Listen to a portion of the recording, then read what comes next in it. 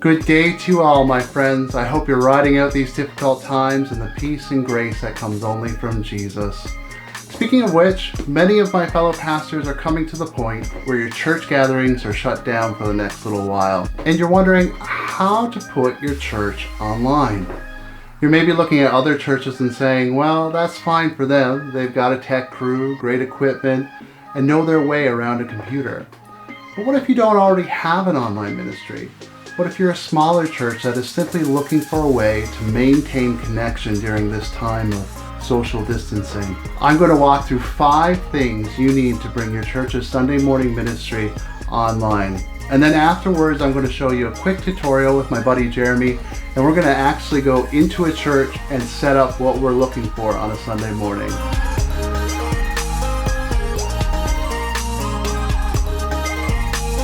The first thing to remember is it's about connection, not complexity. It's important to remember why you're bringing Sunday morning ministry online during this epidemic, and that's connection. You want a way to help your congregation stay connected to your community and within your community. Let this why dictate how you're going to do this and what that looks like. Sometimes we want to start with the what. Well, I need this and that, and it needs to look a certain quality. And these are all important goals. But again, if you don't already have an online ministry, you're looking for the simplest means to connect, not complexity. The second thing is adopt a studio mentality. The simplest thing I suggest to pastors is to actually adopt a studio. You don't have to stream from your sanctuary if you don't want to. Keep it simple. You're going to want to take a room, preferably near good Wi-Fi connectivity, like a prayer room maybe, or a multi-purpose room. Then dress it up with simple black backdrop or put it in front of a fireplace. Many churches do have access to these things. Now, from here, you can light it how you wish. You may want to order some cheap LED panels online. I'll be sure to put the links down below and we'll show you a little later what I mean. Or keep it super simple and just use whatever's available to you. Again, our goal is connection, not complexity. The third thing is this: smartphones are perfectly fine. The biggest question I get is about what camera to use. Again, if you don't already have an online ministry or access to pro-level cameras, just use your smartphone. Think about it. We watch iPhone quality videos online all the time. Why? Because it's the content, not necessarily the picture quality, that draws us in. So as long as your ministry is producing meaningful content that connects with your church community, an iPhone is perfectly fine. The fourth thing is Facebook Live and YouTube are easy. When it comes to actually getting your service online for people to view, there are a number of free and cost-effective options. The easiest is probably Facebook Live. Many smaller churches already have a Facebook page or a group set up for their community to help them stay connected. It's as easy as navigating to your page and pushing Go Live button, and you're streaming. If you want to have a chance to preview and edit your content, you can always record it anytime during the week using your phone's video feature and then upload it to YouTube. From there, it's just a matter of linking it to your social media profile, such as your Facebook page or your Facebook group. And lastly, the fifth thing is this: provide regular opportunities to connect.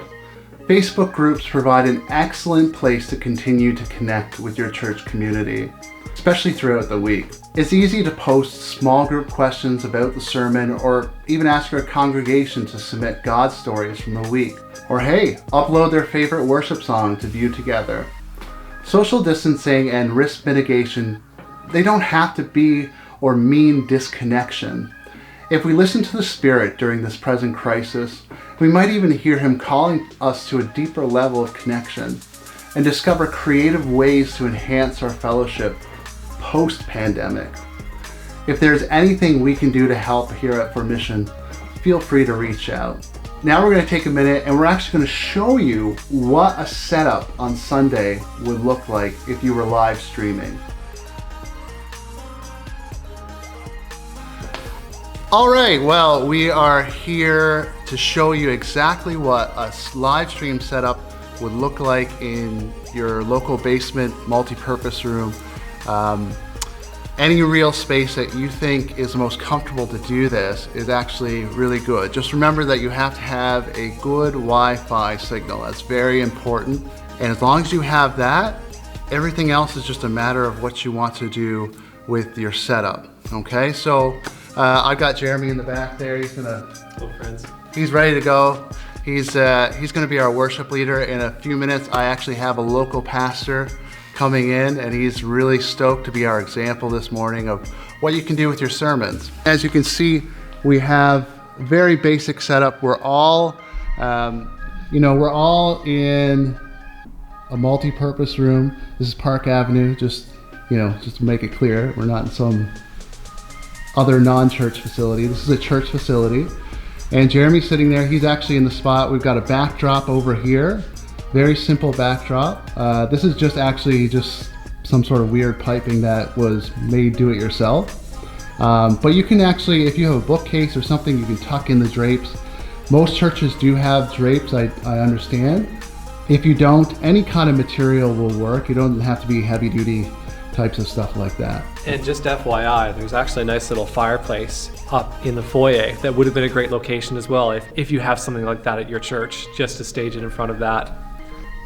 Yeah, no, absolutely, and that's the thing, right? Like, it didn't have to be in this particular space. We could have gone upstairs and done that, but really, whatever's comfortable for you, and it's a very simple setup. So you can see this is all right. It's not like terribly great lighting in here, but that's okay. Again, this is about keeping things as simple as possible. So what we're going to do is we're just going to take a quick second, turn down the lights, and show you what this looks like without the lights on. All right, so this is what it looks like without all of the lights. I have a feed from the iPhone. This is, mind you, on an iPhone. Looking at Jeremy right now, he's playing some songs, he's doing his stuff. Very simple. Again, you don't need a big fancy camera to do this. And it really shows you from the iPhone that it's really almost a matter of lighting.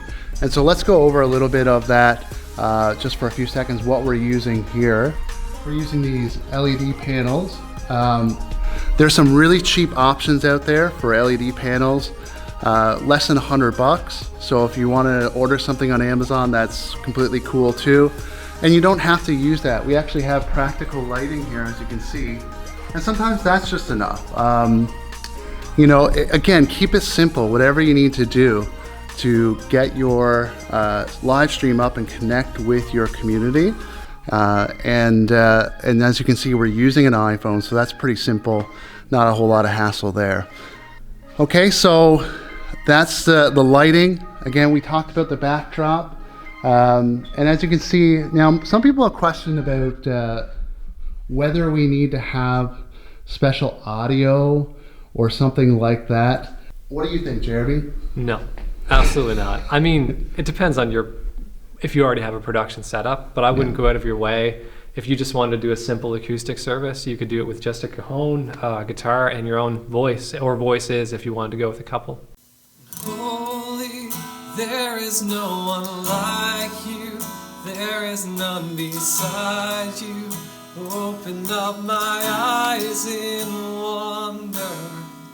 Again, this is not about having all the nitty-gritty fancy, audio setup. As Jeremy said, just keep it simple.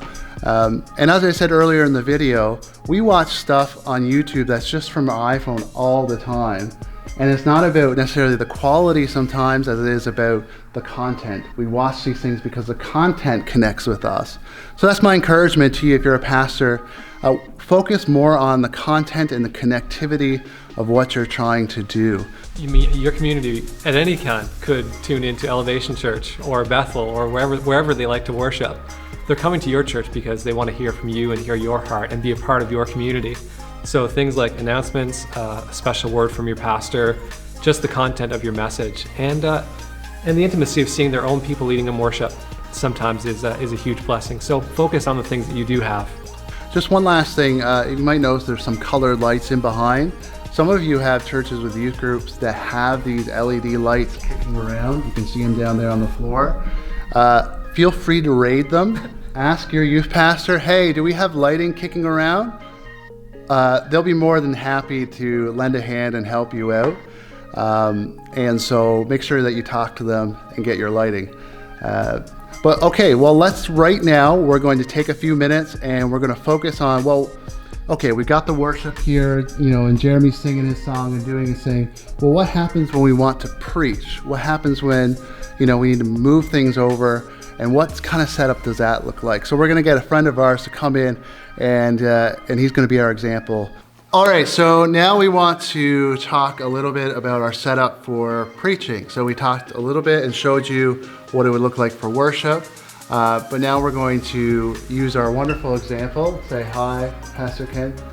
Hi. Hi. He's going to be our example for what a setup would look like for preaching. And I'm just going to go and switch on the iPhone so you can see what that looks like. It looks pretty good. We've got our natural lamp back here, which you can find in most churches, in your basement. Again, you don't need the fancy lights that we have. You can just use very practical lights. It may not illuminate to the point of what we have there now, but it'll still get the job done because your iPhones are actually built to adapt to the light level in the room. So even if your light is a little softer, which is always good, it will adjust and adjust the brightness accordingly, okay? So give us an example of preaching. No. I'm just really glad to see such a great crowd out today. Yeah. To this service. I just want to give you a message of hope today in the midst of, what's a terrible time in our society, some peace in the midst of all the pain that we're going through. So there you go. Really good to have you. Yeah. So that's just a basic example of what we can do with that. Just a couple things to note is that, it's good to have a practical element like this lamp in there. It just gives it a whole different dimension to what's happening on screen. And it's a very simple thing to do. Again, this is not some crazy experiment here. These are basic things that you can probably find in most of your churches in terms of a stool, in terms of a table, in terms of a pastor. I think you can find them at churches. And just as a side note, I wanted to make mention is that for an iPhone tripod, you don't need this big fancy tripod that I have. You can actually go to bestbuy.ca or Amazon and you can actually find a iPhone tripod for about $18. So it's really super cheap. Or else you can just find a clip for an iPhone like that, even cheaper. Okay, so that's the setup. We've gone over all the basic things that you need. Just a reminder that, if you want to connect with your congregation, it doesn't have to be a video. I know some pastors are actually doing podcasts, which is just basic audio that, is a really good idea because, if a person's jogging or out for a walk, they can pop it in and hear their pastor speaking. That's another way that you can do it. So don't feel like you're boxed into just the video. You can also connect throughout the week with, maybe a little 2-minute encouragement throughout the week that's recorded that you don't have to necessarily live stream. So it's really up to you how you want to connect. This is just sort of a basic run through. So I'm going to call Jeremy back and he's going to finish off. Yeah, I just wanted to say we want to encourage you churches. We're so pleased when we hear about the things you're doing in response to the COVID crisis. We see some churches doing up activity packages for parents and for seniors. That's just really cool. And any messaging you get out about the peace of God and the gospel and the good news during times like this it's what the world needs to hear. So as Kenty said, it doesn't have to be a video, but if this is something you're interested in and maybe this just whet your appetite and you need a little more assistance, feel free to reach out to us at Formission. You can call or send us an email. We'd be glad to assist you further. Thanks again for everything you do. We really appreciate you pastors and leaders and everything that you're doing to manage through this crisis. God bless.